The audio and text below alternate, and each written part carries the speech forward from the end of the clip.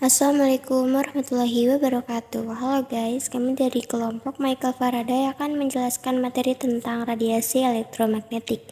Anggota kelompoknya terdiri dari Ahmad Zikri, Amanda Zahra, Agni Juniwarti, Brahmaji, Lulfaulina, dan Ririn Meitamini. Baik, di sini saya akan menjelaskan radiasi elektromagnetik. Radiasi adalah pancaran energi melalui suatu materi atau ruang dalam bentuk panas.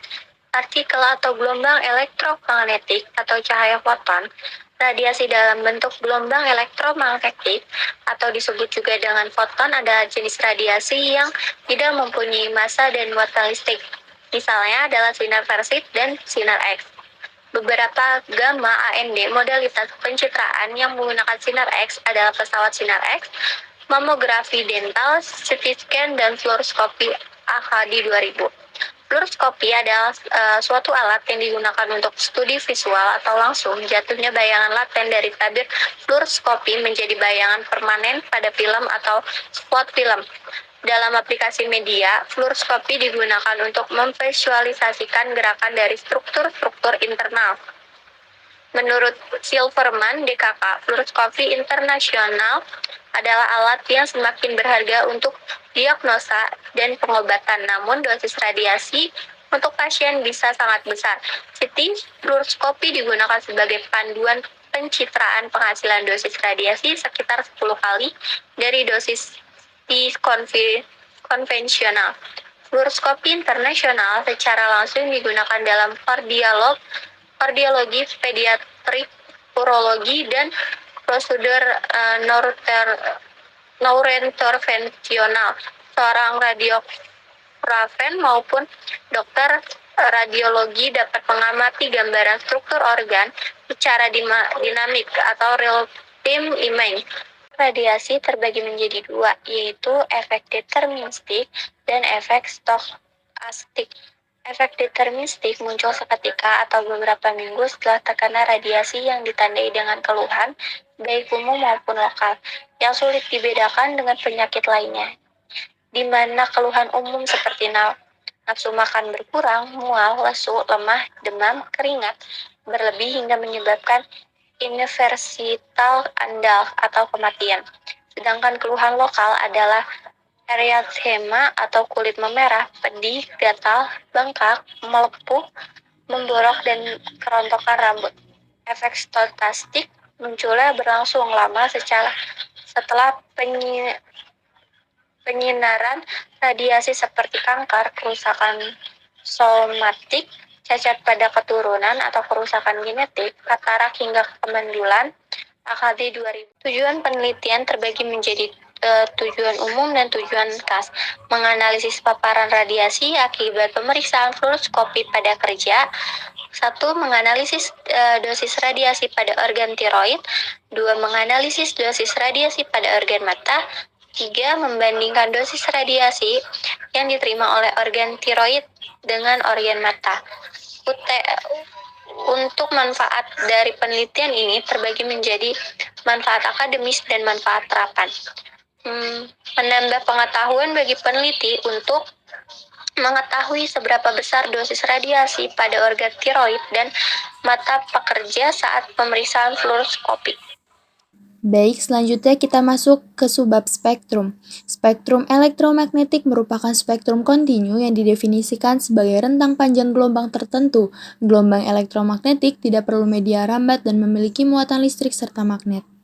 Kemudian terdapat sejarah spektrum. Pada abad ke-17, spektrum diperkenalkan ke dalam bidang optika untuk merujuk pada rentang warna yang teramati ketika cahaya putih terdispersi oleh sebuah prisma. Segera, istilah tersebut merujuk pada plot intensitas cahaya sebagai fungsi dan frekuensi atau gelombang panjang. Istilah spektrum kemudian segera diterapkan untuk gelombang-gelombang lain seperti gelombang suara dan sekarang diterapkan untuk sebuah sinyal yang dapat diuraikan ke dalam komponen-komponen frekuensi. Sebuah spektrum biasanya adalah plot dua dimensi di sekumpulan sinyal menggambarkan komponen-komponennya dengan ukuran lain. Kadang-kadang kata spektrum merujuk pada kumpulan sinyal itu sendiri, seperti pada spektrum cahaya tampak, yang merupakan gelombang elektromagnetik yang dapat dikesani oleh mata manusia. Cahaya yang dilewatkan pada sebuah prisma dipisahkan ke dalam warna-warna berdasarkan panjang gelombang. Warna ungu di salah satu ujung memiliki panjang gelombang terpendek dan merah di ujung lainnya memiliki panjang gelombang terpanjang. Urutan warna dari panjang gelombang ke panjang gelombang yang lebih pendek adalah merah, jingga, kuning, hijau, biru, dan ungu. Ketika panjang gelombang diperpanjang melewati cahaya merah, akan didapati inframerah, gelombang mikro, dan radio. Ketika panjang gelombang diperpendek melewati cahaya ungu, didapati ultra ungu, sinar X, dan sinar gamma. Contoh-contoh spektrum.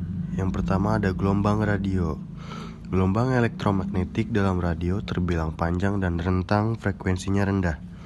Panjang gelombang radio antara 0,3 sampai 600 meter dengan rentang frekuensi sekitar 5 kali 105 Hz sampai 109 Hz. Lalu yang kedua ada gelombang mikro. Panjang gelombang mikro lebih pendek, dengan frekuensi lebih tinggi jika dibandingkan dengan gelombang radio. Gelombang mikro dihasilkan oleh tabung vakum daya tinggi, perangkat semikonduktor seperti transistor efek medan, diode GaN, dioda terowongan, dan lainnya. Frekuensi gelombang mikro berkisar 109 Hz hingga 3 kali 1011 Hz. Yang ketiga ada sinar inframerah. Gelombang inframerah memiliki panjang gelombang lebih pendek, tetapi frekuensinya tinggi jika dibandingkan gelombang mikro. Sinar inframerah dikenal sebagai gelombang panas yang panjangnya berkisar 8 kali 10 pangkat min 7 meter hingga 10 pangkat min 3 meter. Frekuensinya 3 kali 1011 Hz sampai 4 kali 1014 Hz. Yang keempat ada sinar ultraviolet. Sinar elektromagnetik yang memiliki panjang gelombang antara 380 Nm sampai 10 Nm. Rentang frekuensinya berkisar 8 kali 10.014 Hz sampai 3 kali 1016 Hz. Lalu yang kelima ada sinar gamma. Sinar gamma merupakan jenis elektromagnetik dengan gelombang terpendek dengan frekuensi terbesar dibandingkan gelombang elektromagnetik lainnya. Panjangnya berkisar 0,6 kali 10 pangkat min 11 meter hingga 10 pangkat min 10 meter, sedangkan frekuensinya berada di 3 kali 108 Hz hingga 5 kali 1022 Hz. Selanjutnya contoh penerapan spektrum dalam kehidupan sehari-hari. Yang pertama ada sinar gamma, untuk mengecek keretakan hasil pengelasan logam dan untuk membunuh sel kanker. 2. Ada sinar X, mendeteksi organ-organ tubuh bagian dalam, mengambil gambar tulang dalam tubuh, dan menganalisis struktur kristal. Yang ketiga ada ultraviolet, untuk menentukan kandungan suatu bahan yang digunakan pada lampu neon. Yang keempat ada sinar tampak atau Mejiku Hibiniu, berguna untuk fotosintesis pada tumbuhan. Yang kelima ada inframerah, digunakan untuk foto inframerah dan remote control. Yang keenam, gelombang mikro untuk komunikasi radar microwave. Penggunaan gelombang mikro untuk radar dapat mendeteksi kedudukan pesawat terbang. Dan yang terakhir ada gelombang radio, digunakan untuk komunikasi radio dan teleskop. Halo, aku Agnia Jendiarati. Di sini aku bakal jelasin sumber radiasi elektromagnetik. Sumber radiasi elektromagnetik berasal dari berbagai sumber, yaitu matahari. Matahari menghasilkan radiasi elektromagnetik dengan berbagai frekuensi, termasuk sinar ultraviolet, yang terdapat juga pada lampu merkuri, sinar tampak, dan sinar inframerah dari energi matahari ke bumi sehingga bumi memancarkan sinar inframerah ke angkasa. Kemudian ada telekomunikasi. Sinyal dari ponsel, pemancar radio, dan stasiun basis seluler merupakan sumber utama radiasi elektromagnetik. Frekuensi yang dihasilkan sama dengan frekuensi osilisasi muatan. Kemudian ada perangkat elektronik seperti komputer, laptop, dan perangkat WiFi yang menghasilkan radiasi elektromagnetik dalam berbagai tingkatan. Kemudian ada peralatan medis seperti sinar X dan CT scan atau sinar gamma. Sinar X dihasilkan oleh elektron yang menumbuk keping logam dalam ruang hampa menyebabkan atom mengalami transisi.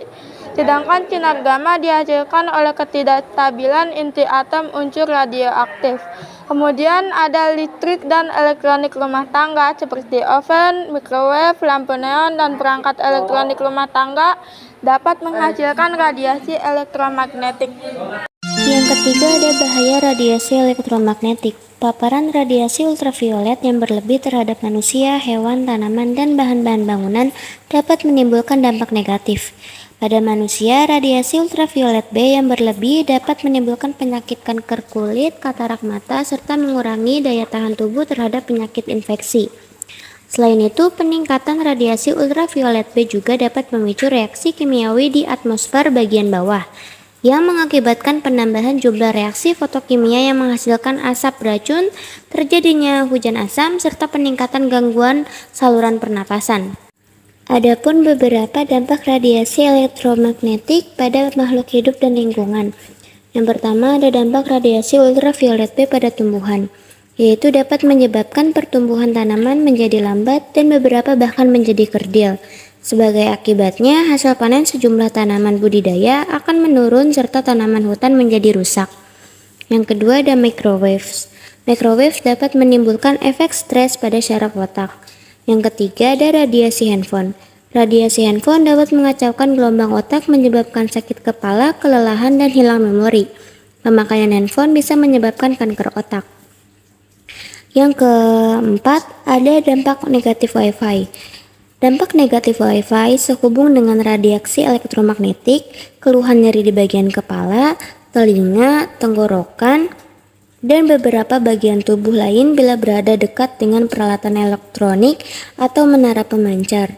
Yang kelima ada sinar X dan sinar gamma, dapat menyebabkan kerusakan sel atau jaringan hidup manusia. Nah, selanjutnya tuh ada kesimpulan. Jadi kesimpulannya itu radiasi elektromagnetik adalah perpindahan energi dalam bentuk gelombang elektromagnetik seperti cahaya atau gelombang radio. Sementara radiasi ini memiliki manfaat dalam berbagai aplikasi seperti komunikasi, nirkabel, dan pemindaian medis. Penting untuk memahami dan mengelola dampaknya terhadap kesehatan dan lingkungan. Kesimpulannya, penggunaan radiasi elektromagnetik harus diatur dengan bijak untuk meminimalkan risiko potensial. Penting untuk terus melakukan penelitian dan pengembangan teknologi yang dapat meminimalkan paparan radiasi elektromagnetik tanpa mengorbankan kegunaan yang ada, serta edukasi masyarakat mengenai penggunaan perangkat elektro dan sumber radiasi lainnya dapat membantu dalam mengurangi risiko kesehatan yang mungkin terkait dengan paparan berlebihan. Keseluruhan pendekatan holistik dan berkelanjutan perlu diambil untuk mengoptimalkan manfaat radiasi elektromagnetik sambil memitigasi potensi risikonya.